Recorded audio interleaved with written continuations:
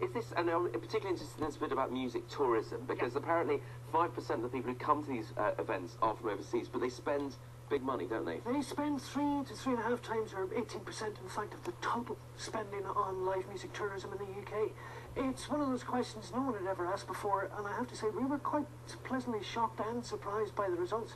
It's quite phenomenal. As you've outlined, £1.4 billion worth of spending, and leaving behind 864 million contribution in terms of GVA. Now, is this? Are we well known for this around the world? We think of Glastonbury as world famous. I mean, is it? I mean, is the festival season which is kicking off sort of this week? Really, is it famous around the world? It is. In fact, if you look at government's recent report into tourism, music was the thing listed fourth by overseas in general as to how they identified the UK was music and culture.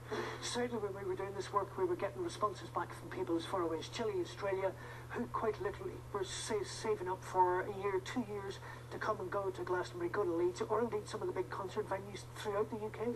Now, there's been an explosion recently of the number of festivals that are on. I mean, partly probably because of the demise and how hard it is to make money in the recorded music industry. I mean, you've got to do live to make any cash these days. Well, at the top end of the live music industry is doing very well. I know that people prematurely, I think, are trying to dismiss the recorded sector. What sits beneath all of that, in fact, drives the thing, ultimately, is we have an extraordinary depth of talent in this country. And Adele being the most recent one that just makes a phenomenal success, and ironically enough, that is resting on the recorded sales and the sales of recorded music. So we need all of the industry to be healthy and buoyant, and clearly this is now an opportunity to do more of it and make sure it's long and sustainable. Are there too many festivals now? Listen, all of these things, ultimately, the market will figure that one out. Clearly, there has been explosive growth over the last 5 or 6 years. We're doing fantastically well at it.